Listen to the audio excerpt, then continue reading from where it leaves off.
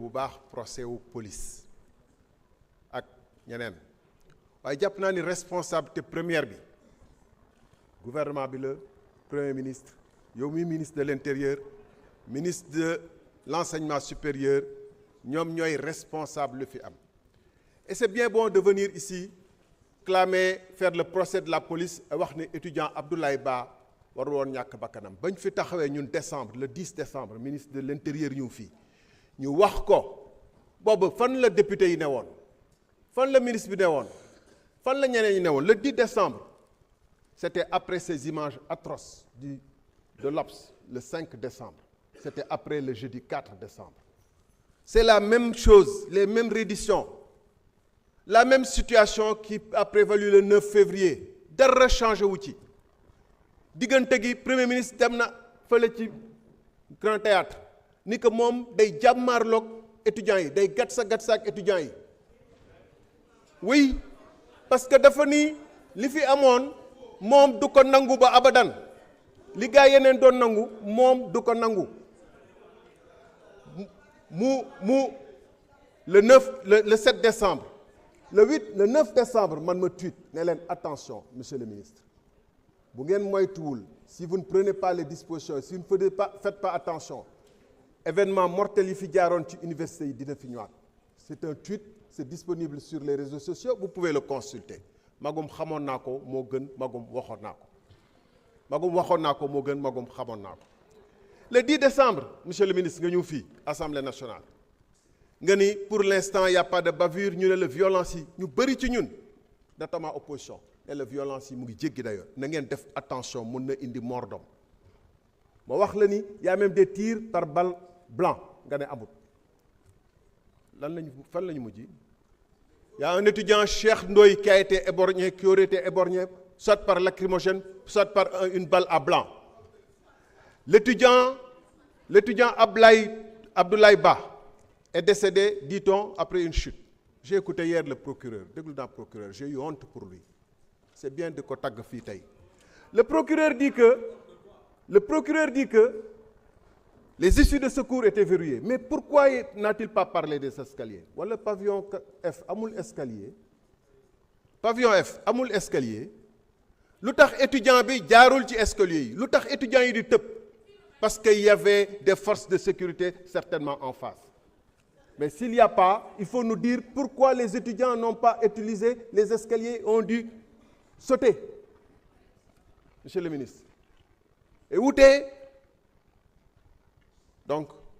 voilà la situation qui a conduit à l'événement tragique et vous saviez que ça pouvait venir et ce qui a créé ces situations-là yéen a ngi wër des responsables des boucs émissaires di wax ni que les 3 étudiants là on va les déférer c'est l'opposition qui a donné de l'argent c'est les commissaires que vous êtes en train de radier ou d'autres responsables parce que le chef n'est jamais responsable un chef comme on dit en Afrique ça chef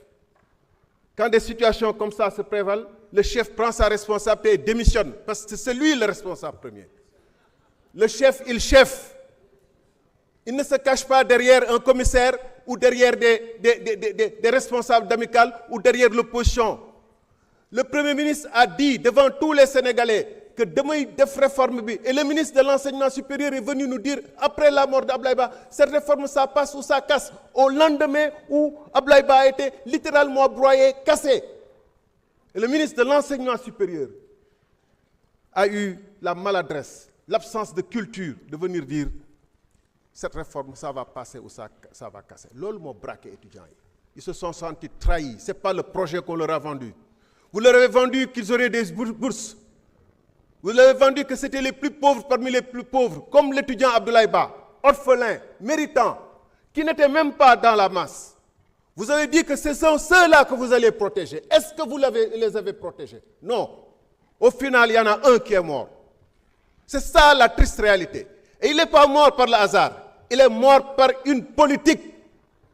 voilà la vérité parce qu'ils se sont sentis trahis par le projet qu'ils ont défendu qu'ils ont vendu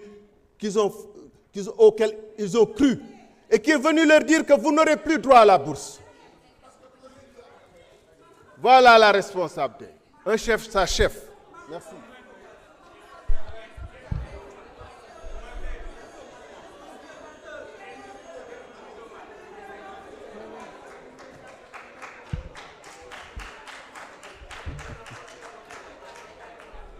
S'il vous plaît.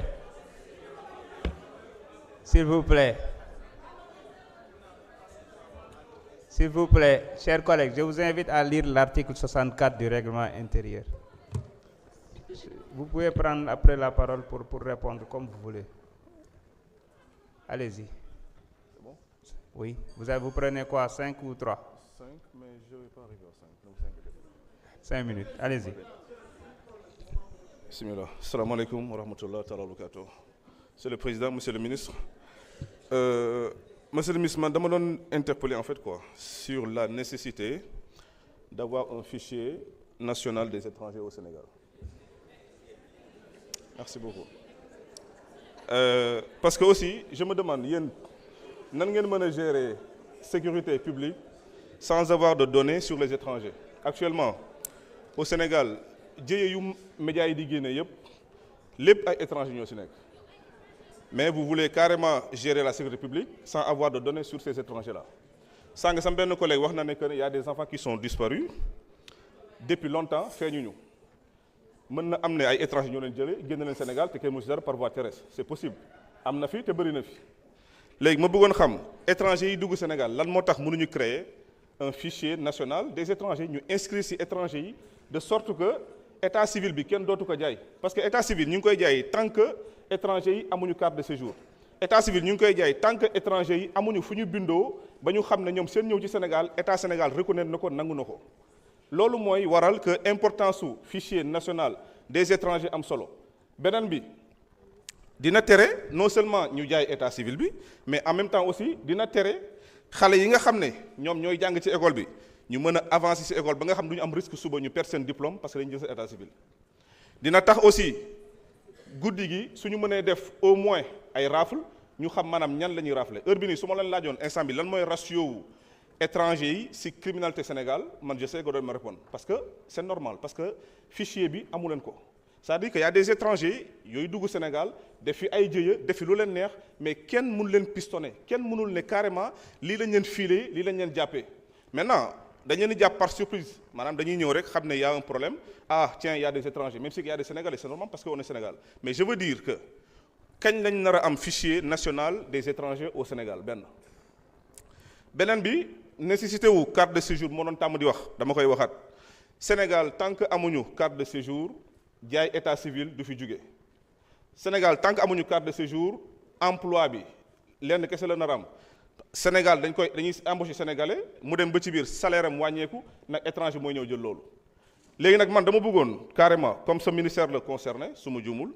mooy fichier national des étrangers bi ak carte de séjour bi pourquoi mënuñu gëm def ko su ma sañoon ci nguuru Bassirou Diomaye Faye bi lay amee su ma sañoon ci primature Ousmane Sonko lay amee parce que dama xam ne nécessité la ci sénégalais yi nécessité la ci jeunesse sénégalaise. Loolu ma doon sama participation ma leen di jaale Abdoulaye Ba bi nga xam ne moom moo gaañu ci émeute yi di ñaan yàlla bu mu amati di ko jaale aussi toute l'université et tous les étudiants du Sénégal di ñaan yàlla tamit ngeen mën a dialoguer ak étudiants yi parce que aussi jàpp président amical yi day rompre le dialogue il faut se dire la vérité étudiants yi ils sont organisés en amical soo jàppee seen chef yi da ngeen rompre le dialogue te il faut savoir d'histoire que les étudiants n'ont jamais